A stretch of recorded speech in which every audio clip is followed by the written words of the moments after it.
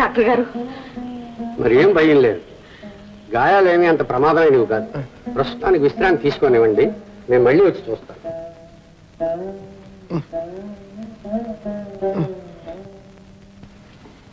సుశీల, సుశీల, సుశీల.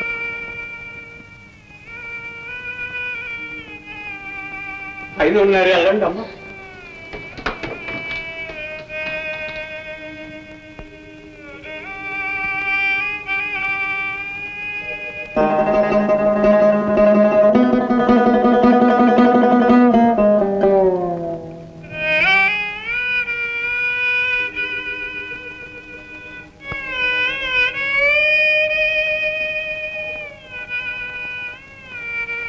రండి సుశీల గారు.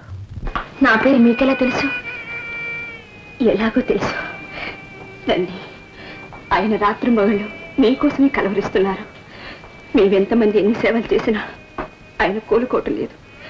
కనీసం కళ్ళు తెరిచైనా మమ్మల్ని చూడటం లేదు. దయచేసి మీరైనా పలకరించి ఆయన్ని బ్రతికించండి, బ్రతికించండి. మీరు రాజా మీకేమవుతారు? ఏమి గారు, నేను ఇంట్లోనే ఉంటున్నానండి.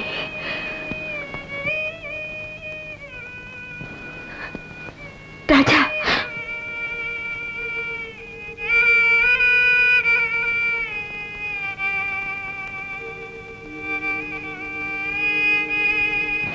అక్క, కమలక్క, బావకి ఎలా ఉంది?